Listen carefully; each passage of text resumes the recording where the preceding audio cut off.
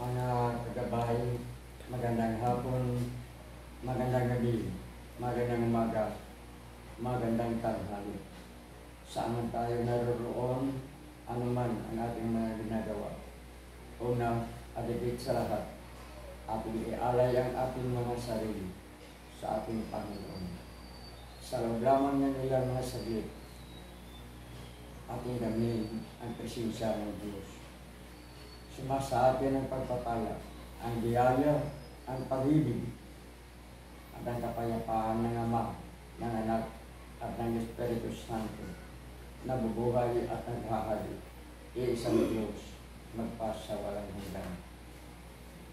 Mga tagabay, ito sa atin ng isang pari, isang kaibigang pari, na napakagaling mag-talk sa mga spiritual meeting, spiritual gathering, charismatic speaking ka na. Isang paring Dominico, nagiging kaibigan natin ang paring ito noong mga kapanahunan na pinapalaganap ang life in the spirit. Sa kanyang talk, isinasal ng paring ito ang kanyang karanasan bilang isang spiritual speaker. Ayon sa kanya, sa recollection yun, mga mag-aaral, ayon sa kanya, napag-uusapan natin ang napag-uusapan nila ang pag-uugali at pag-uubog ng karakter ng isang tao, ng isang bata. Umano siya ng isang puting-puting white broken band, isang American band. Kumuha siya at nilagyan niya ng tordo sa gitna, itim na tordo. Pagkatapos nito, tinaas niya ang broken band at tinanong ang mga estudyante, ano ba ang nakikita ninyo?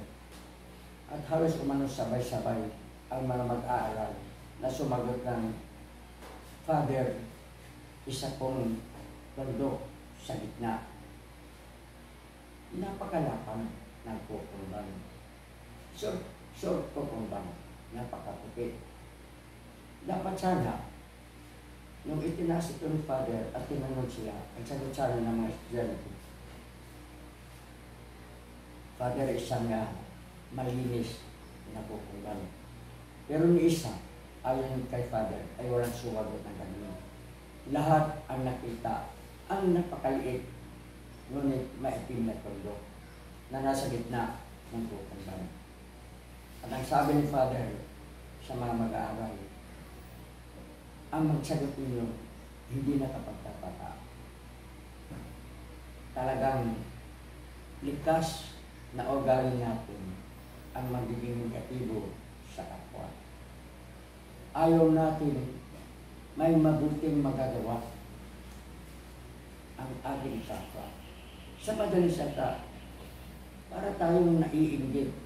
Ayaw natin gumawa ng kabutihan, kundi ayaw din natin makita gumawa ng kabutihan ng ating kapwa.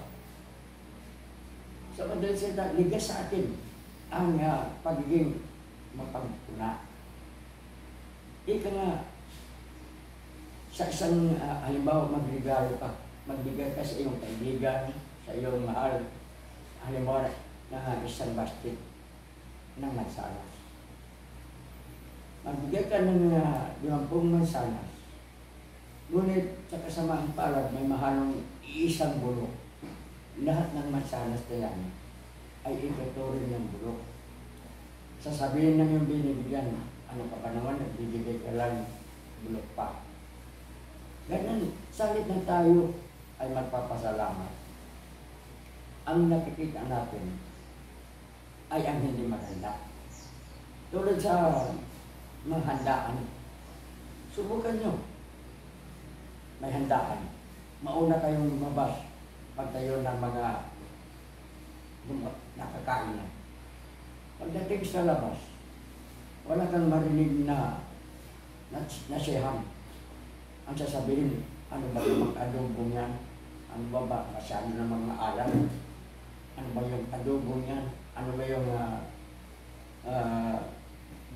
bisado na yan, para hindi naman bisado. Yan ang malimit natin sasabihin.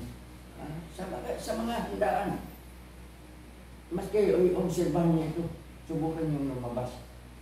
Lalo-lalo na kung ang maganda ay mahirap o kaya ay hindi ganong kilala sa pagiging mayaman.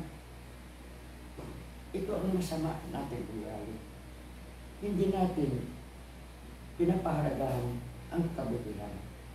Ang laging natin nakikita ang pagkakamali ng ating kapwa. Anumang pagtulong ang gawin natin sa kapwa, once o minsan lamang natin pagkakamali, sira na ang ating pagiging magkaibigan. Sa madaling salita, isa sa pinaka-negatibong ugali na taglay natin sa ngayon ay itong pagiging pagkaingit o kaya ang hindi tayo masasahan sa ating makukuha sa ating kapwa.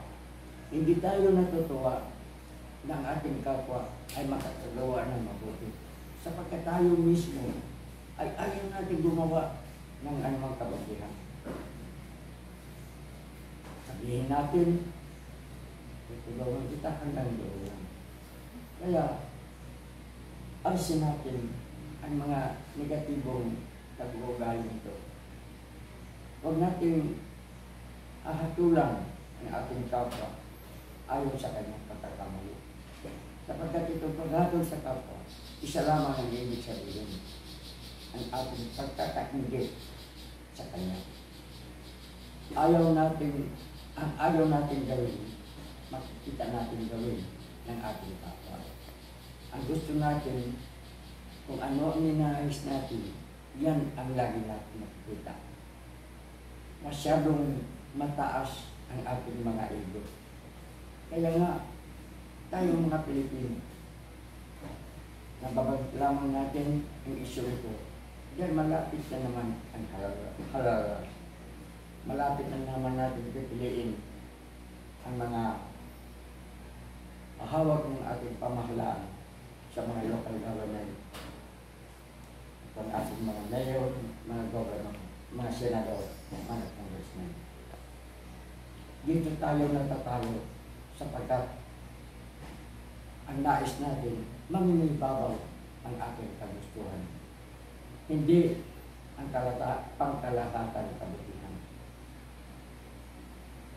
Sana dating ang mga sandali na itong pagiging inggitero, itong pagiging maramot, ay maalis natin sa ating pag-uugali na sa ngayon napakahirap. Nais natin na lagi tayong nauuna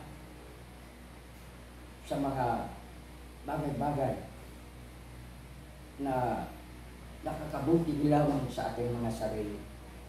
Ang lahat na ginawang kabutihan ng ating kapwa sa atin, binabaliwala natin ng dahil sa inggit.